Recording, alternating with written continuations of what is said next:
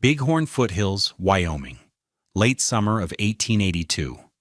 The air, thin and sharp, carried the scent of pine and distant dust. On the valley floor the sounds were familiar, the ring of hammers on wood, the shouts of men raising log walls against the coming winter. But up on the northern slope, where a gash of raw granite split the hillside, Yorworth Price was making a different kind of noise.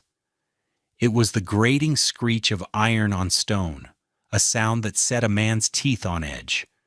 He and his 2 weary oxen were wrestling the first of 6 curved corrugated iron arches toward the mouth of a deep, narrow cleft in the rock.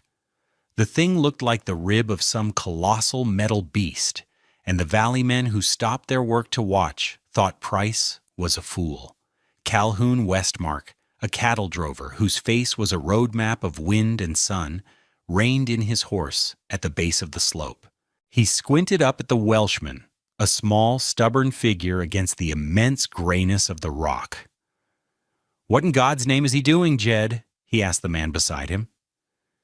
Jedediah Stone, the settlement's most respected carpenter, shook his head, a gesture of both pity and disgust. "He calls it a house. Bought those arches from the railroad surplus in Cheyenne. Says he's going to slide them into that crack and live in it.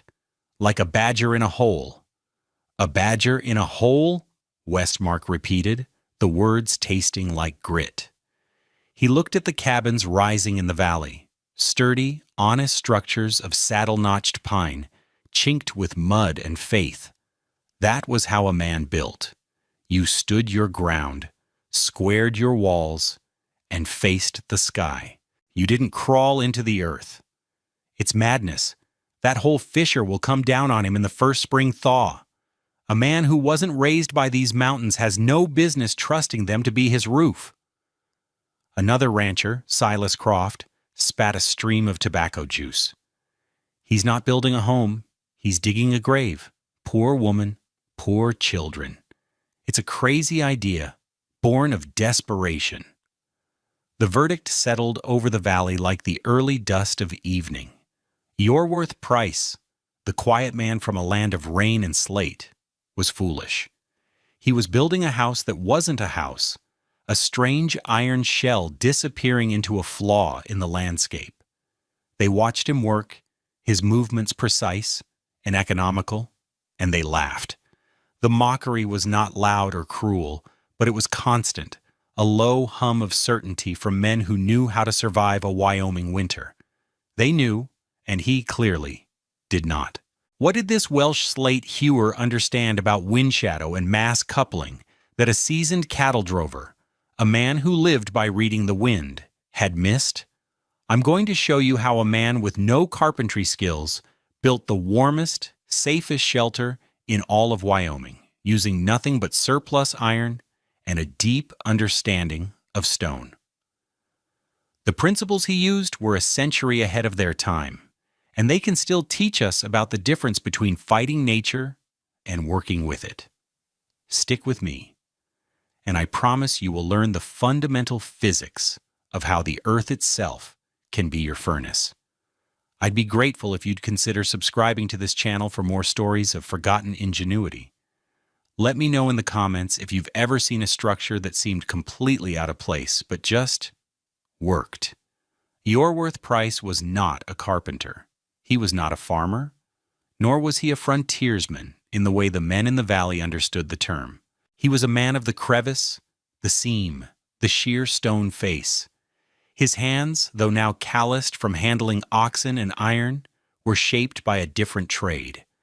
For 20 years, they had known the specific heft of a slate hammer, the cold bite of a splitting chisel, the grain and character of rock cleaved from the mountains of Blaenau Festiniog. He had spent his life underground or clinging to quarry walls, setting charges and splitting rock into perfect, paper-thin sheets of roofing slate. He understood pressure, fissure, and the immense patient stability of stone. He knew that a mountain's weakness, a cleft, or a fault line could also be a place of profound shelter. He had come to Wyoming with his wife Rhiannon and their 2 children, 10-year-old Owen and 7-year-old Bronwyn. They sought land, air, a life not spent in the damp grayness of the quarries. What they found was a cold more absolute and hostile than anything they had ever imagined. Their first winter, in 1881, was the anvil on which Eorworth's new idea was forged. They lived in a hastily built log cabin, a structure Jedediah Stone himself had helped them raise, pronouncing it snug as any. It was not.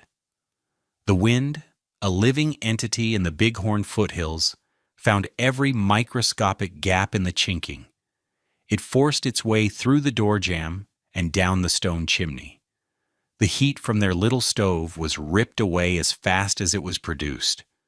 The suffering was a quiet, grinding affair, a litany of small defeats. Eorworth remembered waking one morning to find his leather work boots, left too far from the fire, frozen solid to the puncheon floor. He'd had to pry them loose, tearing a sliver of wood with them. Rhiannon's prized sourdough starter, a living thing she had carefully transported all the way from Wales, was found one morning in its stoneware crock, a frozen dead mass with a crack running clean through the ceramic. But the image that haunted Eorworth the most, the one that spoke of a cold so deep it changed the laws of physics, was the dog's water dish. Left near the door, the water had frozen solid. Days later, after a particularly brutal cold snap, the block of ice was simply gone, leaving behind a bone-dry bowl. It had not melted. The impossibly dry cold air had stolen the water molecule by molecule, a process the circuit-riding preacher called sublimation. The ice had vanished into thin air, like a ghost. That was the moment Eorworth knew a conventional house was a losing battle. A wooden box, no matter how well built, was just a temporary obstacle to the Wyoming wind. It was a fight he couldn't win, so he decided not to fight at all. The problem with a frontier cabin wasn't the logs. The problem was the air, specifically the air moving at high speed. The men of the Bighorn foothills understood insulation. They packed mud, moss, and grass into the gaps between logs. They banked snow against their foundations. They hung heavy blankets over their doors. But they were fundamentally misunderstanding the primary nature of their enemy. In a place like Wyoming, the greatest thief of heat is not conduction through a solid wall, but convection, the stripping away of warmth by moving air. A log wall, 12 inches thick, has an R value of about 15. It's a decent insulator, but that number is measured in still air. In a 70-mile-per-hour wind, the effective R value plummets. The wind scours the outer surface of the logs, creating a powerful pressure differential that pulls warm air out from inside through every crack and seam. A candle flame inside would flicker and dance, not from a draft under the door, but from air being sucked directly through the walls. The family inside is effectively living in a leaky wooden box, frantically burning wood to heat air that is being stolen from them every second. Silas Croft's family knew this intimately. They burned through 12 cords of wood that first winter, a staggering amount of labor for a meager return. Their cabin was a landscape of tiered temperatures. You were either sweating next to the stove or freezing 5 feet away. Water buckets in the corners grew thick coats of ice. At night, they slept under a mountain of buffalo hides and quilts, their breath pluming in the dark. It was survival, but it was a siege, a battle of attrition they were slowly losing. Jedediah Stone, the master carpenter, fared better, his joinery tighter, his chinking more meticulous. But even he admitted to burning more wood than he liked, to waking up to frost flowers tracing the nail heads on his interior walls, each nail a tiny thermal bridge conducting the killing cold straight into his house. They were all fighting the same war, armed with the same weapons, wood and fire. They built thicker walls, bigger fireplaces. They were confronting the wind head on. Eorworth Price, remembering the steady, seasonless cool of the deep slate mines. Decided to turn his back to it entirely. The construction was a spectacle. For weeks, the valley watched as Price prepared his chosen site. The cleft was a clean, vertical fracture in a granite buttress about 6 feet wide at the mouth and narrowing slightly as it went back.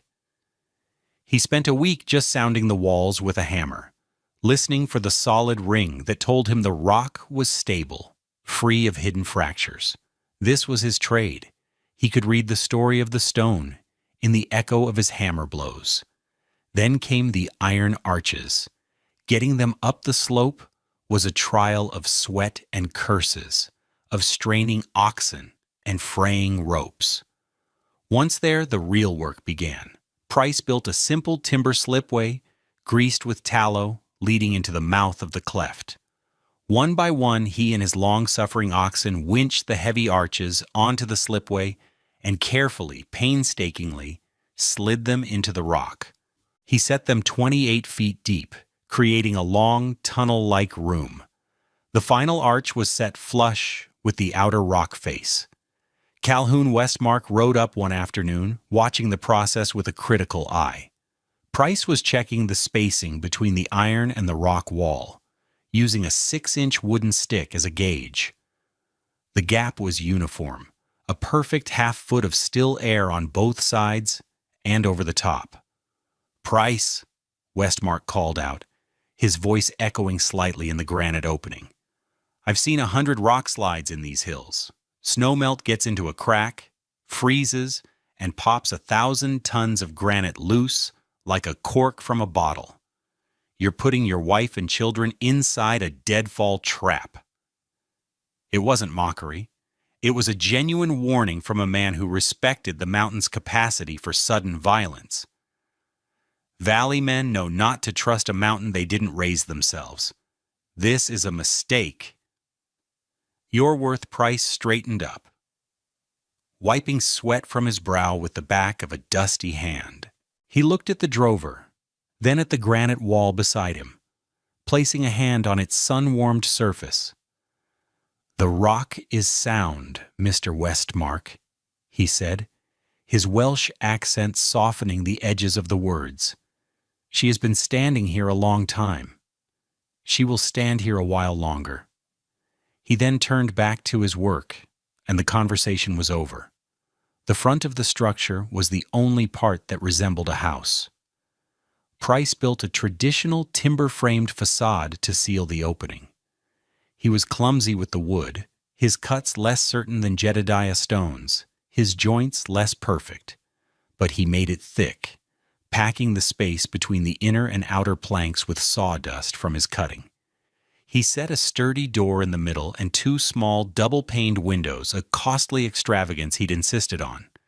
A stovepipe flue ran up from the interior, exiting through a carefully sealed hole in the iron roof and extending 20 feet up the rock face, secured with iron pitons. He drove into the granite. When it was finished, it was deeply strange to behold. From the valley, you saw only a small, unremarkable wooden wall tucked into the base of a cliff. The house itself was invisible, swallowed by the mountain. Rhiannon, a practical woman, confessed her unease one evening. "It does not look like a home, Yorworth. It looks like the entrance to a mine."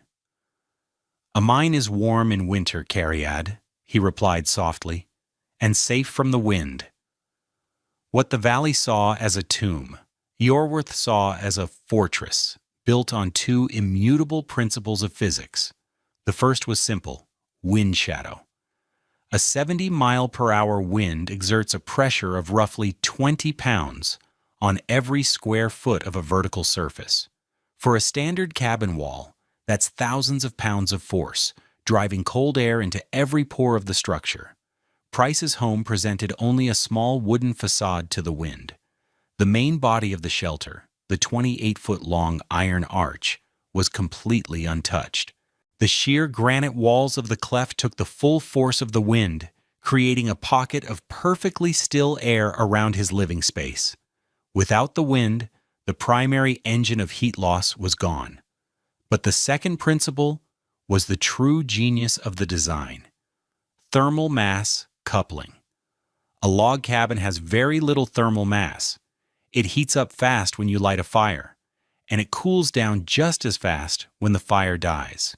It's like a tin cup, easy to heat, easy to cool. The mountain, however, was a different thing entirely. The granite buttress that held Price's home weighed millions of tons. It was a colossal thermal battery. Deep underground, the Earth maintains a constant temperature, roughly the average annual air temperature of the region. In the Bighorn foothills, this was about 47 degrees Fahrenheit. The granite of the mountain was directly connected to this immense, stable heat source. While the air temperature outside might swing from 80 degrees in summer to 40 below zero in winter, the rock itself, a few feet in, would barely budge from that 47-degree baseline. By placing his iron shell within 6 inches of the granite on 3 sides, Yorworth had done something revolutionary. He had coupled his home to the mountain's thermal mass. That 47-degree rock was constantly radiating a gentle, unwavering warmth into the air gap around his house. It meant the absolute lowest temperature the outside of his iron shell could ever reach was the temperature of the rock itself. He wasn't trying to heat a house from the inside out against a minus 40-degree wind. He was living inside a space whose background temperature was permanently fixed at a life-sustaining 47 degrees. His small stove didn't have to fight the Wyoming winter. It only had to lift the interior temperature from a stable 47 degrees to a comfortable 70. It was the difference between heating a tent in a blizzard and heating a basement room. That winter, the test came. It began not with snow, but with wind. A katabatic windstorm, a uniquely violent feature of the Bighorn Range. Supercooled air from the high peaks grew dense and heavy, then cascaded down the slopes into the valleys, accelerating under gravity into a relentless, scouring torrent. For 8 straight days, the wind blew at a sustained 70 miles per hour. It wasn't a blizzard. It was a dry, clear, ferocious cold. In the valley, it was hell. The wind made a sound, like a freight train that never passed. It peeled shingles from roofs and scoured the snow cover down to the frozen dirt. At the Croft Ranch, a window pane shattered, and the room was filled with a vortex of icy air before they could board it over. They huddled around their stove, feeding it constantly, yet the cold seeped into their bones. Their water barrels inside the cabin froze solid. Inside the mountain, life went on. The first sign of the storm for the Price family was the sound, a low, distant roar like a faraway ocean. But inside their strange home, the air was utterly still. The flame in their oil lamp burned straight and tall. Rhiannon was teaching Bronwyn to knit, their fingers nimble and warm. Owen was on the floor, working out sums on a piece of slate. The most profound proof of their sanctuary hung on the interior wall, a wall Iorwerth had built a few inches inside the iron shell. It was a beautiful pendulum clock, a family heirloom they had brought from Wales. Throughout the 8-day storm, it ticked with quiet, steady precision. Every other pendulum clock in the valley had stopped. The bitter cold had thickened the lubricating oil in their mechanisms, slowing and eventually halting the delicate escapements. Jedediah Stone's prized mantle clock stopped on day 3. Silas Croft's stopped on day 2. But Price's clock, bolted to a wall that was itself bolted to the iron shell, which was in turn warmed by the 47-degree granite just inches away, kept perfect time. It was more than a clock. It was a scientific instrument, measuring a stability that no other home possessed. The steady, reassuring tick-tock was the sound of Iorwerth's Vindication. On the 9th day, the wind broke. Calhoun Westmark, his face chapped raw, and his heart heavy with worry for his men and his cattle, rode to the crest of a high ridge overlooking the valley. His task was a grim one: to count the smoke columns, the vital signs of the scattered homesteads. He scanned the horizon, his gut tightening. The croft's chimney was smoking, but the plume was thin and ragged, a sign of a nearly exhausted woodpile.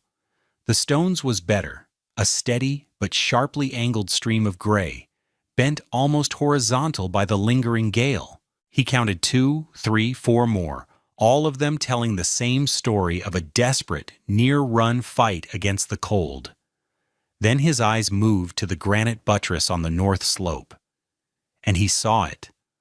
A single, unwavering column of smoke, rising from the base of the cliff.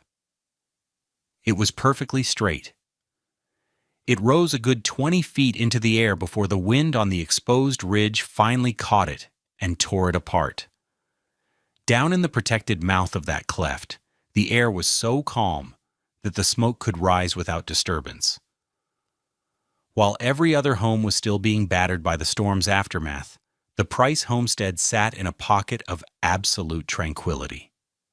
Westmark stared, the sight reordering the world in his mind. The foolishness wasn't the Welshman's. It was his. It was everyone's. They had all been fighting the enemy on the wrong battlefield. He urged his tired horse down the treacherous slope, his gaze fixed on that impossible plume of smoke. He found Price outside, calmly shoveling a small drift of snow that had accumulated against the timber facade. The man didn't even look tired. He looked rested. Westmark dismounted, his legs stiff with cold.